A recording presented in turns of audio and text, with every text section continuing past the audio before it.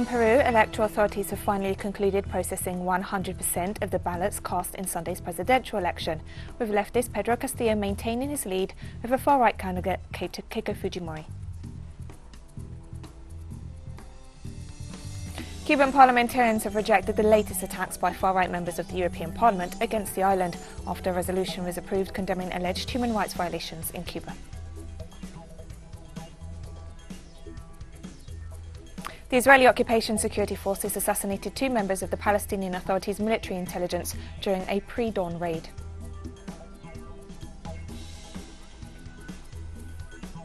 From the headquarters of TeleSUR English in Havana, Cuba, this is From the South. I'm Katrina Goss.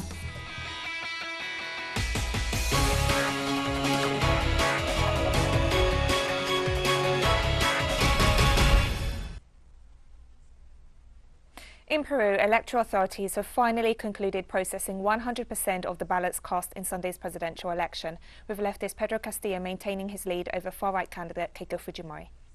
Less than a percentage point of the ballots processed remain to be counted.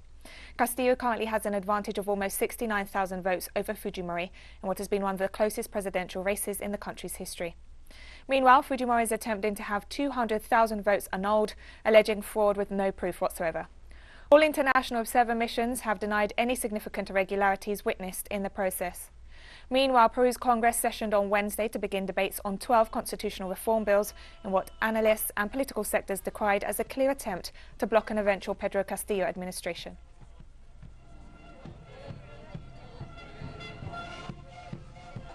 And while Peruvian presidential hopeful Keiko Fujimori is busy trying to distort the results of Sunday's elections, a prosecutor asked the court to send her back to prison for systematically violating the conditions of her parole. The prosecution is seeking a 30-year sentence against Fujimori for leading a criminal gang. Fujimori was freed on parole in May 2020 with a number of restrictions. On Thursday, prosecutor Jose Domingo Perez asked an organised crime court to revoke Fujimori's parole and remand her in custody for allegedly having met with a witness in a pending corruption case against her. She has systematically failed to comply with the rule of conduct of not communicating with witnesses, the prosecutor said. The right-wing politician is accused of having taken money from the Brazilian construction giant Odebrecht to fund her previous presidential bids in 2011 and 2016. Fujimori was legally allowed to contest this year's elections as she had not yet been convicted of a crime. Under Peruvian law, an election victory would see the charges suspended until after her term, but defeat would see her go back to trial.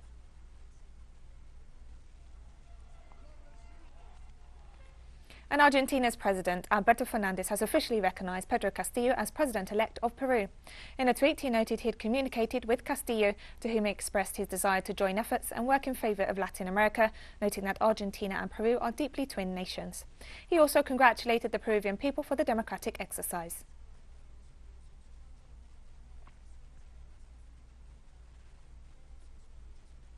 Another demonstrator killed and over 50 wounded is the balance of Colombia's 43rd day of national strike mobilizations. Heavy repression took place in the cities of Cali, Bogotá and Medellin on Wednesday. One protester was reported dead in Cali in the course of a demonstration. In Medellin, the National University's Mines faculty, students, professors and staff gathered Wednesday for a peaceful mobilization to commemorate the Day of the Fallen Student in the framework of the national strike. Later, the protesters joined other groups marching through Medellin's downtown. They also protested against police brutality outside the Aburra Valley Police Command.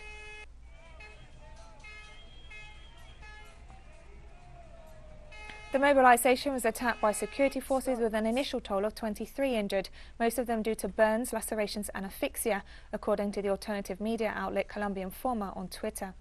In Yamasa, in southern Bogotá, the security forces charged against protesters. Social movements in support of the protest announced that the medical mission, installed in the vicinity of Porto Las Americas, also in Bogotá, was attacked with gunfire on Wednesday night. Repressive acts were also staged in the capital area of Suba and in urban centers of Popayán, Pasto, Bucaramanga, and among other Colombian regions.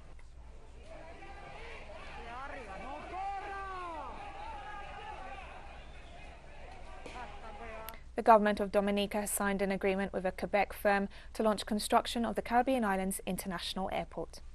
In signing the agreement, Prime Minister Roosevelt Skerrit stated that this date would be remembered as when Dominica took a bold step towards realizing an extraordinary transformation for the citizens of a remarkable country.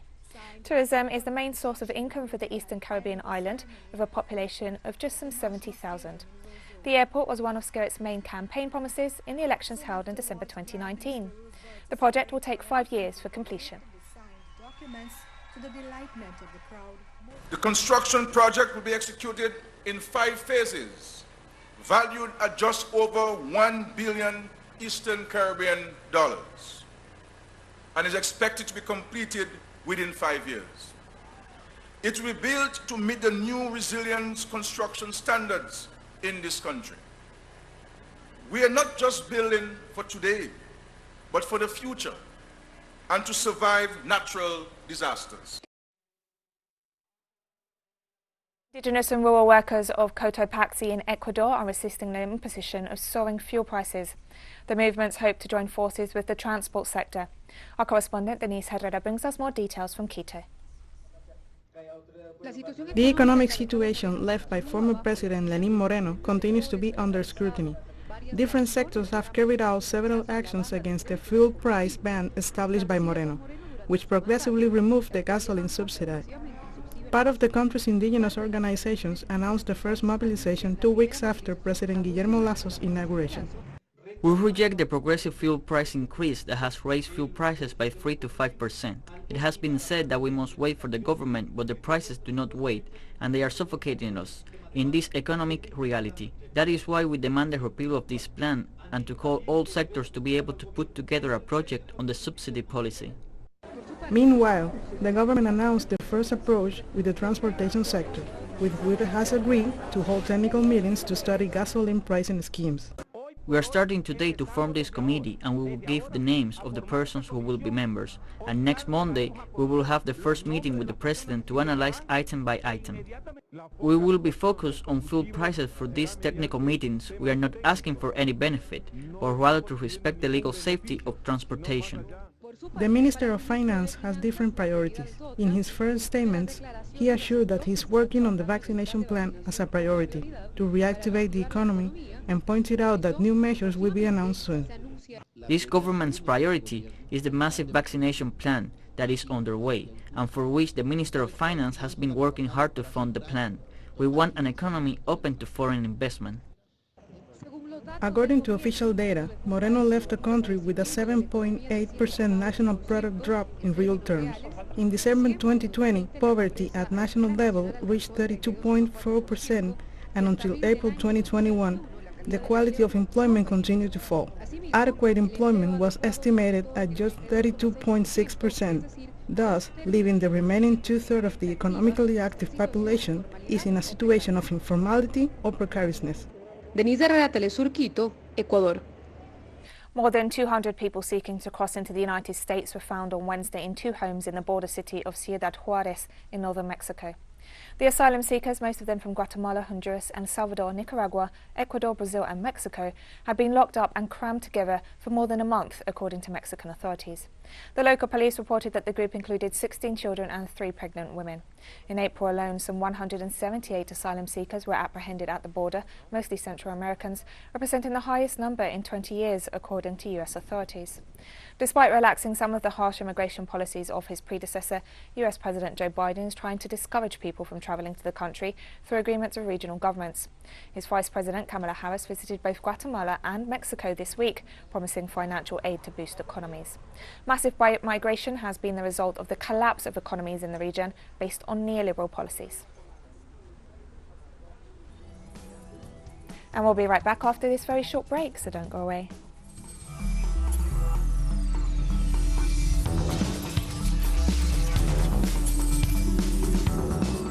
Welcome back to From the South. Cuban parliamentarians have rejected the latest attacks by far-right members of the European Parliament against the island after a resolution was approved condemning alleged human rights violations in Cuba. In a statement, the Cuban Parliament's International Relations Committee responded to the move, highlighting that once again the European Parliament has played the role of hostage to a small group of far-right MEPs obsessed with destroying the Cuban Revolution, who have a proven link to Miami-based organizations financed by the US government. Lawmakers pointed out that the resolution undermines the credibility of the European Parliament and reflects its double standards. Cuban lawmakers also expressed gratitude for the support shown by solidarity groups and left forces within the European Parliament that described the resolution as hypocritical and stressed that the United States blockade, which affects the country's social and economic development, represents a true violation of the human rights of the Cuban population.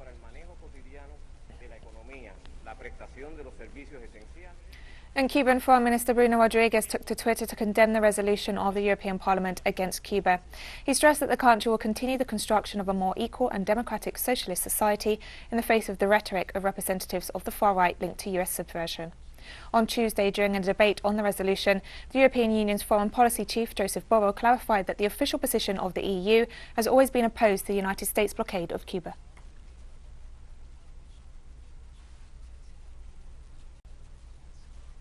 Venezuelan Vice President Delcy Rodriguez announced this Thursday that $10 million destined to complete payments to the COVAX mechanism were blocked by the receiving bank pending an investigation, delaying the country's access to COVID-19 vaccines. According to the Vice President, the Venezuelan ambassador in Geneva, Hector Constant Rosales, received a communication from COVAX informing him of the outstanding balance. Rodriguez pointed out that Venezuela paid the full amount as required by COVAX, but the last four payments, amounting to more than $10 million, were blocked. The Vaccine Alliance confirmed that it received a notification from UBS Bank that the payments were blocked and are under investigation, in what is yet another demonstration of the inhumane United States sanctions against the country.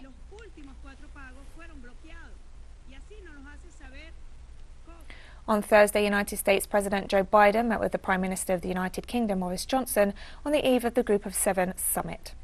This was the two leaders' first face-to-face meeting before the summit, to be held in the English resort of Carbis Bay, Cornwall. Biden and Johnson seek to shore up the so-called special relationship in the wake of Brexit, the British withdrawal from the European Union. The US head of state arrived in the UK for the first stop of a European tour on Wednesday, during which he will meet his Russian counterpart Vladimir Putin in Switzerland at the end of his 8-day trip. This Thursday in Australia, a man was found dead in a submerged car after floods hit the southeast part of the country. Authorities stated that parts of the country have been experiencing strong winds, snow and rainfall, with downpours in the Gippsland region causing fast rising floodwaters. Victoria State Police said the circumstances surrounding the man's death are being investigated. They also issued an evacuation order to people in nearby low-lying areas. In March, torrential downpours caused fast flooding across eastern Australia, damaging thousands of homes. Scientists have warned that the country, which suffered devastating bushfires in 2019 and 2020, can expect more frequent and more extreme weather events as a result of climate change.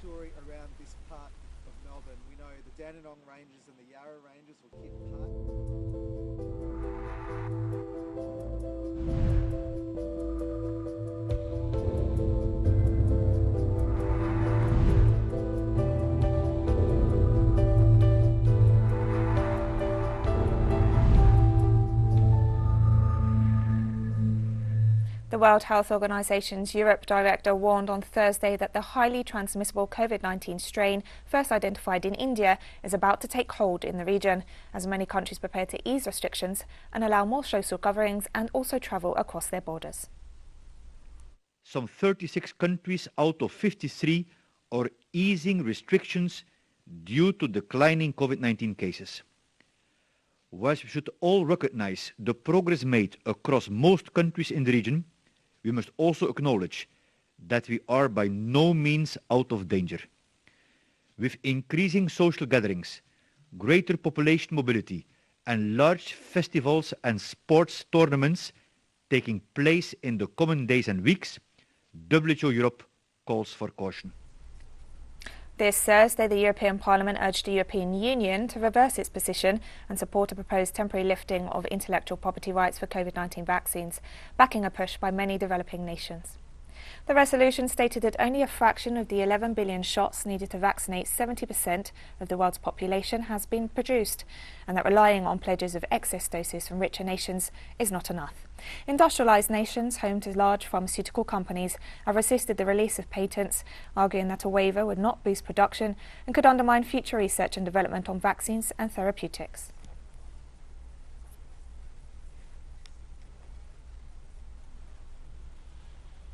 90% of African countries might miss the target of vaccinating a tenth of their population by September for lack of jabs, the World Health Organization's Director for Africa warned.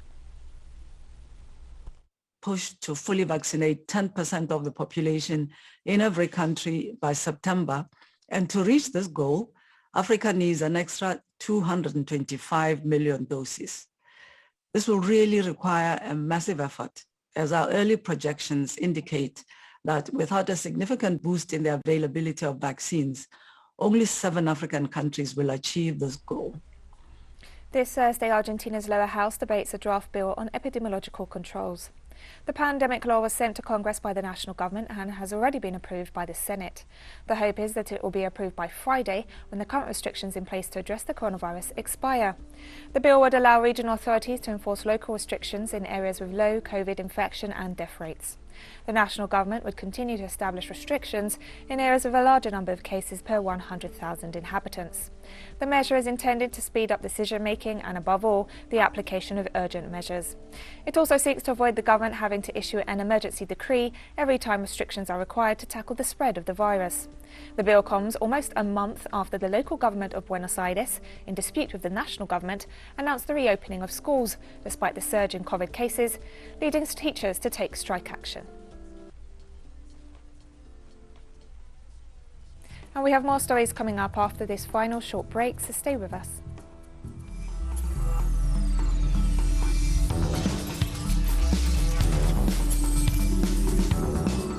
Welcome back to From the South.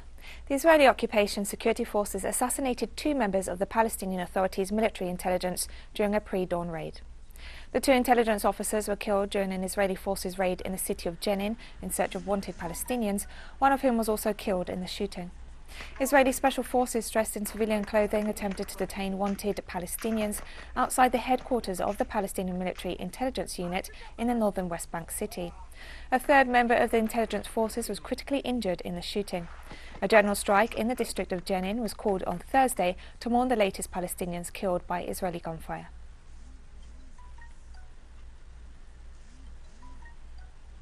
On Thursday, Sri Lanka announced an investigation into a possible oil slick reported off its west coast, where a container ship sank after burning for 13 days. The Coast Conservation Minister stated that local experts were asked to examine an oil patch where the Express Pearl ran aground earlier this month. The vessel reported an onboard acid leak and caught fire just as it was due to enter the port of Colombo. The owners of the ship have already deployed representatives from the International Tanker Owners Pollution Federation to monitor any oil spill and help with the cleanup of beaches. Sri Lankan environmentalists last week filed a lawsuit against the government and the ship's operators for allegedly failing to prevent what they called the worst marine disaster in the country's history.